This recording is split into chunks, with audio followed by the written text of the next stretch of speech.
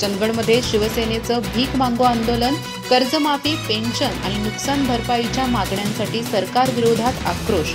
बेळगाव वेंगुर्ला मार्गाच्या दुरावस्थेकडेही लक्ष वेधत मोर्चा. राज्यातील महायुती सरकारने निवडणुकीपूर्वी शेतकऱ्यांना दिलेली आश्वासने पूर्ण न केल्याच्या निषेधार्थ शिवसेना उद्धव बाळासाहेब ठाकरे पक्षाच्या वतीने चंदगड येथे भीक मागो आंदोलन छेडण्यात आले. छत्रपती संभाजी महाराज चौक ते तहसील कार्यालय चंदगड दरम्यान हा मोर्चा काढण्यात आला. शेतकऱ्यांची कर्जमाफी, दिव्यांग आणि निराधार पेन्शन, अतिवृष्टीची नुकसान भरपाई, महिलांच्या मदतीसाठी निधी वितरण तसेच बेळगाव वेंगुर्ला मार्गाच्या दुरुस्ती या प्रमुख मागण्यांसाठी आंदोलन झाले. शासनाकडे निधी नसल्याचे कारण पुढे करत या सर्व गरजांकडे सातत्याने दुर्लक्ष केले जात असल्याचा आरोप शिवसेनेच्या नेत्यांनी केला.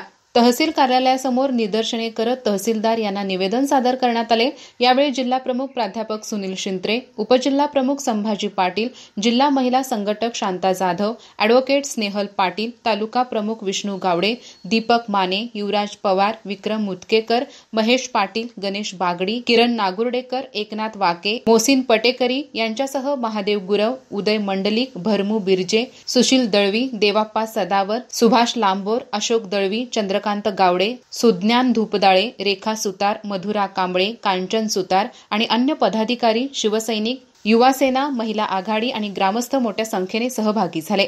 प्राध्यापक शिंत्रे, युवराज पवार, विष्णू गावडे, महेश पाटील, विक्रम मुतकेकर यांनी आंदोलनस्थळी आपली मनोगते व्यक्त करत सरकारच्या निष्क्रिय धोरणावर जोरदार टीका केली. शासनाने तातडीने मागण्यांवर निर्णय न घेतल्यास पुढील तीव्र आंदोलनाचा इशाराही यावेळी देण्यात आला. अधिक माहिती आणि ताज्या घडामोडींसाठी आजच आमचे चॅनल सबस्क्राइब करा.